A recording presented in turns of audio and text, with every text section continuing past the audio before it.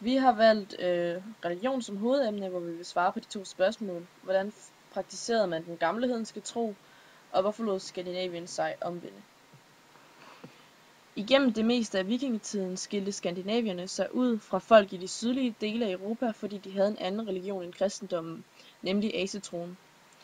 De kristne mennesker beskrev dem som paganos, hvilket var et nedsættende udtryk for hedninge. Kristendommen er det, man kalder en missionsreligion, og Skandinaviens naboer mod syd medkristnede lige omkring vikingetidens begyndelse. I 700-årene blev friserne kristne, og det samme skete for sakserne i slutningen af det samme århundrede. I Sachsen blev det en usædvanlig hårdhændet tvangskristning ved Karl den Store. Missionen fortsatte mod nord og øst, når de politiske forhold gjorde det muligt. I år 965 cirka blev Danmark officielt kristen. Norge fulgte med i begyndelsen af 1000-årene, mens Sverige gradvist blev omvendt i løbet af det samme århundrede. I virkeligheden kunne det virke underligt, at vikingerne så let lod sig omvende. Kristendommen er nemlig på mange måder forskellig fra den gamle hedenske asetro. Asetroen tilladte vikingerne ikke at tage deres religion særlig højtideligt. Det skyldtes, at asetroen består af mange forskellige guder, som har hver sit domæne. For eksempel Thor, danernes foretrukne, som var tordenguden. Og når bønderne havde brug for en frugtbar sommer, kunne man blandt andet forrette et offer til ham.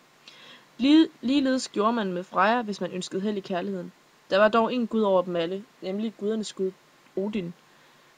Denne polyteisme tillod vikingerne at skifte religion, alt efter hvilken kultur de tog til, uden at føle, at de bedrog deres guder. Guderne var fremstillet i modsætning til i kristendommen som fejlbarlige og på mange måder menneskelige. De var hævntørstige, kunne bedrages og blev ofte temperamentsfulde. Thor var som sagt en af danernes foretrukne. Dette skyldes, at han på mange måder var en viking, som var en stærk kampgud, med megen temperament og stor appetit. På mange måder ligesom vikingerne selv. I asetroen er der ingen fast etik, så længe man sørger for at ofre til guderne, og guderne ikke kan straffe mennesket, da de selv er fejlbarlige. Kristendommen derimod praktiserer monoteisme, som er troen på én Gud. Denne Gud er ufejlbarlig og kan frelse mennesket fra deres synder. Synder er et brud af Guds hellige love, som er noget alle mennesker er besiddelse af, og i virkeligheden er det, der gør os til mennesker i stedet for guder, at vi er fejlbarlige. Kristendommen bygger på etik, og at man skal gøre det rigtige, det der er rigtigt ifølge Bibelen, den hellige bog. Dette betød, at i tilfælde af, at den kristne Gud virkelig fandtes, virkede det for vikingerne mere fornuftigt at bede til denne Gud og følge hans befalinger, så de ikke risikerede at ende i helvede. Og så en enkelt gang imellem ofrede de til de nordiske guder, så de ikke blev sure. Det kan derved godt tænkes, at vikingerne har anset den kristne Gud som bare endnu en Gud, dog større end de andre.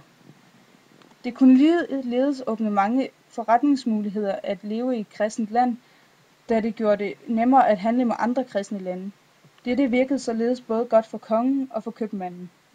Man opnåede derved et godt kulturelt samarbejde med andre kristne lande, og man forhindrede også en del krige, da mange opstod på grund af modstridende religioner. For kongen var det også en fordel, at de kristne troede, at kongen var indsat af en gud. Dette betød, at han fik stor støtte fra kirken. Mytologi er en religion, der bygger på myter. Asetroen byggede på rigtig mange myter og sagn, som for vikingerne var normsættende og kunne forklare livets mange spørgsmål. Det var ikke umiddelbart vigtigt, hvordan disse sagn og myter blev opfundet, og hvor meget hold der var i dem. For selvom de mange gange kunne virke useriøse og uhøjtidelige, var der ingen tvivl om, at de havde en stor betydning for de asetroende og deres livssyn. Vikingerne var dog i stand til at se humoren i disse historier, hvilket også afspejler det afslappede forhold, de havde til deres fejlbarlige guder. Selvom der ikke er nogen faste former for etik inden for asetroen i forhold til f.eks. kristendommen, ville man alligevel gøre tingene på en bestemt måde, fordi det var påbudt af guderne eller simpelthen bare var normen inden for tiden. Gudernes karakteristika blev beskrevet gennem myterne, og det viser også, hvor vigtig en del af religionen myterne var. Mange af myterne byggede især på selvforståelse. Ja, det var så alt, vi havde at sige om religion i vikingetiden. Total Viking Power!